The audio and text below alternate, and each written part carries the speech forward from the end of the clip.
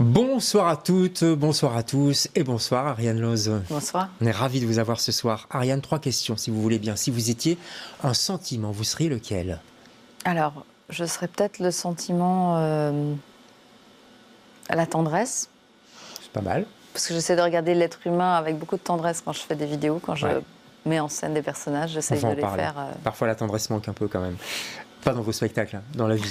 Si vous étiez un tableau, Ariane, vous seriez lequel? Un tableau célèbre?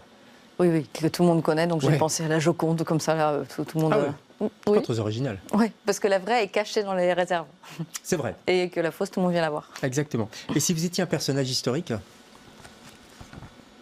Ah ben là, j'ai pensé à Jeanne d'Arc. D'accord. Elle a mal fini quand même.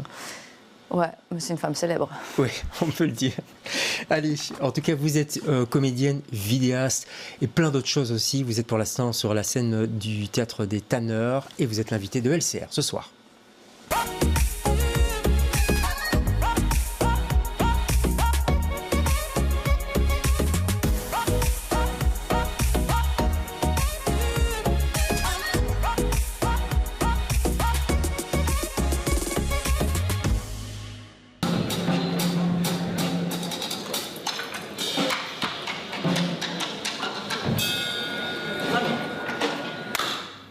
Je dirais que réussir, c'est parvenir à ce que vos équipes s'approprient votre objectif et en fassent un horizon personnel. Comment, bien sûr. Et puis surtout, pourquoi? Je dirais que réussir, c'est tout d'abord atteindre ses objectifs. J'ai cru dès le début. Non, Tout est... C'est dépasser ses objectifs. ah, le monde a changé, vous savez.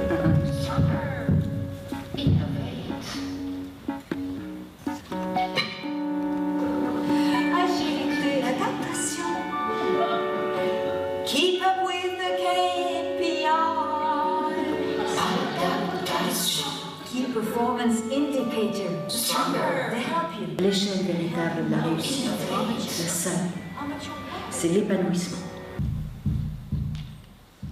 Voilà, extrait du spectacle Bonheur Entrepreneur qui commence ce soir au Théâtre des Tanneurs. C'est coécrit avec Nina Léger, c'est ça?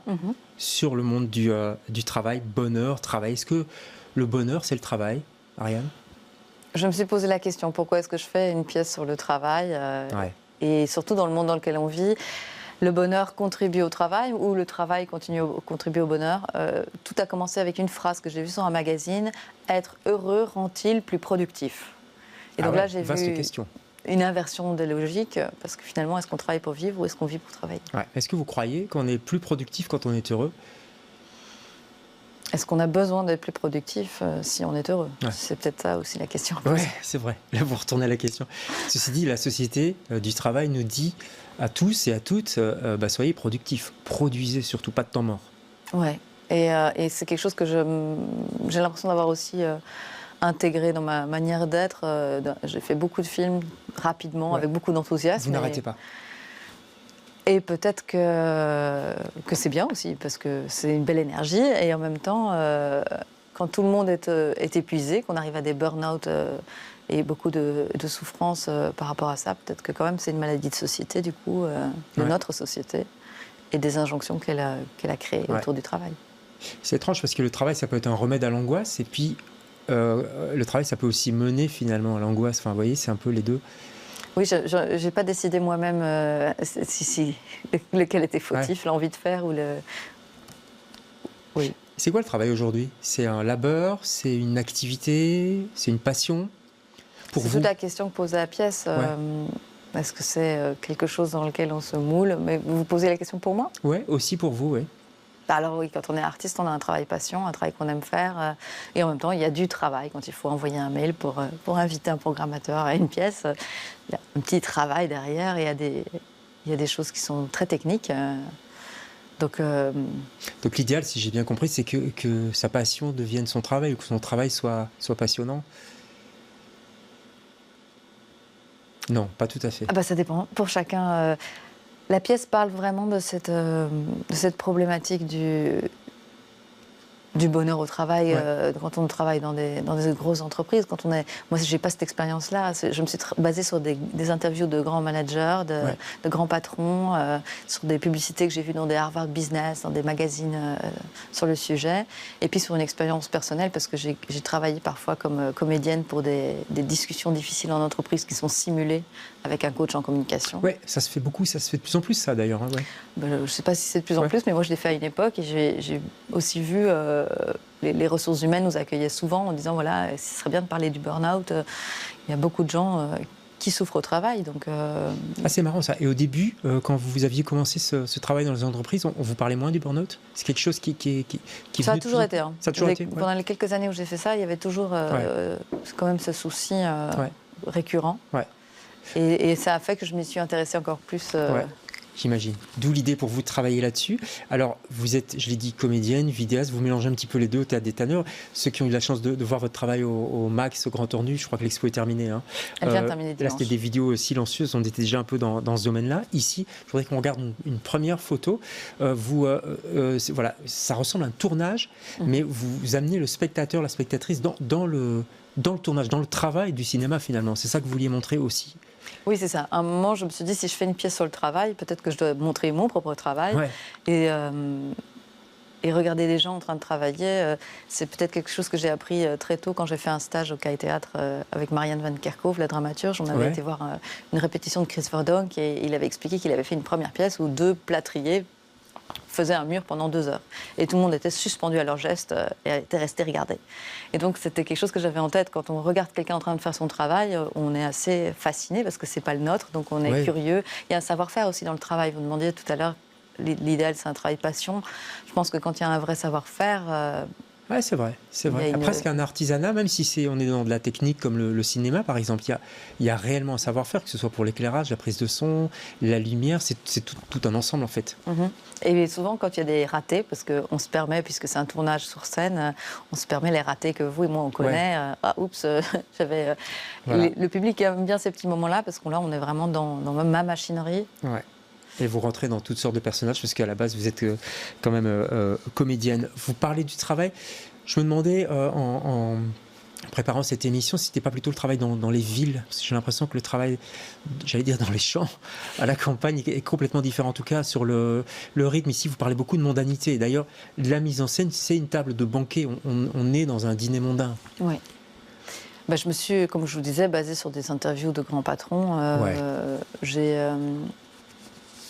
J'ai essayé de refléter les problématiques que j'avais croisées dans des entreprises du secteur...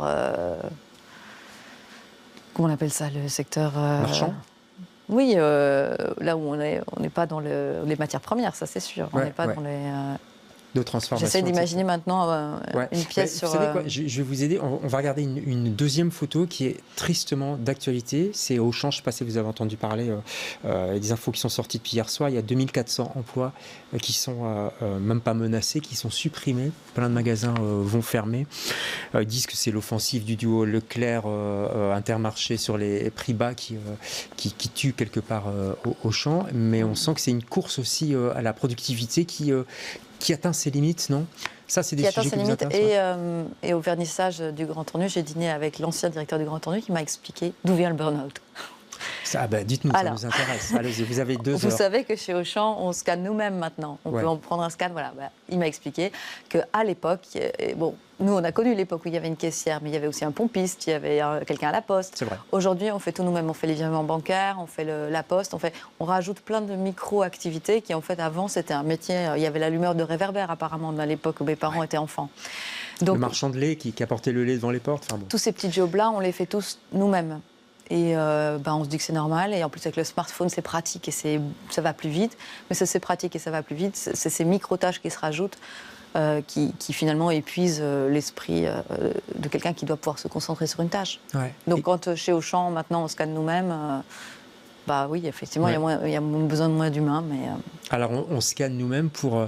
effectivement, c'est peut-être pas ça la raison, c'est peut-être pas l'autoscan. Pour qu'il y ait moins de personnel, que ça coûte moins cher, que ce soit plus rentable. Et puis, et c'est l'autre thème, je trouve, de votre pièce, et on va voir une dernière photo, c'est le temps, c'est l'horaire, c'est le temps de travail. On est obsédé par le temps de travail. Donc c'est lié à la productivité, mais il y a des horloges partout dans les entreprises. Ça aussi, vous vouliez le montrer dans ce spectacle? Le rapport au temps, c'est plutôt un sujet que d'ailleurs je compte attaquer d'ici peu. Je m'attaque à des questionnements de plus. Ouais, parce que je dis attaquer parce que là j'ai fait mon dernier film qui était au Grand Ornu, c'était une vidéo sur le thème de l'énergie. Ouais. Mais l'énergie dans son sens global, pas juste gaz, électricité. Et en fait, quand on essaie de définir le mot énergie, là, on a l'impression qu'il nous échappe. C'est vrai. C'est très difficile. Ouais. Donc le temps, définir le temps, parler du temps, c'est très compliqué. Et j'avais envie de faire une vidéo là-dessus, ou en tout cas de réfléchir sur ce thème pour le futur. Il y a plusieurs phrases qui reviennent d'ailleurs dans le spectacle, parce que je ne l'ai pas dit, mais c'est un travail d'anthropologue presque, du présent en tout cas. Vous allez chercher des phrases qu'on entend à gauche, à droite, notamment cette fameuse phrase « j'ai besoin de temps pour moi ». Elle a suscité beaucoup de réflexions. Elle est terrible cette phrase en fait. Ouais, c'est à partir de cette phrase que j'ai fait mon premier film qui s'appelait Le Banquet. Ouais. Où là j'ai tous des personnages qui expliquent comment ils se centrent sur eux-mêmes. Et là aussi je m'étais dit, si tout le monde dit cette phrase, si c'est pas juste ma meilleure amie ou ma mère ou quelqu'un que je connais, c'est une phrase qui dit quelque chose sur notre société, qui dit à quel point on a l'impression que le temps nous échappe. Ouais. Alors l'explication de l'ancien directeur des Grands Ornus apporte une réponse. J'y avais jamais réfléchi comme ça, mais... Le public, vous tournez ce spectacle depuis un petit temps, vous l'avez créé à la Cité internationale à Paris. Comment le public réagit? Parce qu'il est amené à réagir forcément. Donc que ce soit au Tanner, les gens vont... Il y a une espèce d'interactivité quand même. C'est sûr que le fait qu'on soit en plein tournage et que parfois je fasse de petits commentaires sur quelque chose que j'ai raté, mal dit, oublié, ça crée une complicité. En fait, ils sont complètement avec nous. Après, on a beaucoup discuté avec mon compagnon qui est le directeur de la photographie sur la pièce et qui me disait quand même, tu donnes une place de nouveau à ces gens qui dirigent et qui... Voilà, j'ai pas la réponse pourquoi Auchan a supprimé 2400 emplois. Les dirigeants l'ont peut-être, mais leur donner encore une place... Après, évidemment, il y a de l'humour. Et donc, le spectateur est complice aussi du jeu que je mets en place sur ses personnalités, sur leurs objectifs et leur rapport à la rentabilité, tout ça. En tout cas, ça amène la réflexion. Donc, je vous conseille, vous travaillez toute la journée, pour ceux qui ont la chance d'avoir un travail, parce qu'on n'a pas parlé de ceux qui n'ont pas de travail, là on parle du travail. Et puis le soir, vous allez au théâtre vous détendre, puisqu'on parle de nouveau de théâtre, mais de travail, pardon. Mais c'est dans le cadre d'un spectacle très subtil, très intelligent. Je rappelle que c'est coécrit avec Nina Léger, qui est une autrice romancière, que vous jouez ce soir au Tanner. Ce soir, c'est 20h, c'est ça? 19h15. 19h15, donc c'est tout de suite là. Sinon, c'est demain 18h et jeudi. Et là, c'est un peu plus tard, c'est 19h30. Enfin, écoutez, vous allez sur le site des Tanneurs, ce sera plus simple. lestanneurs.be. Merci beaucoup, Ariane, d'être passée chez nous. Et puis, bon vent dans vos prochains spectacles et vidéos. Et attaquez toujours ce qu'il faut attaquer. Merci. Nous on se retrouve demain avec d'autres invités. Bonsoir.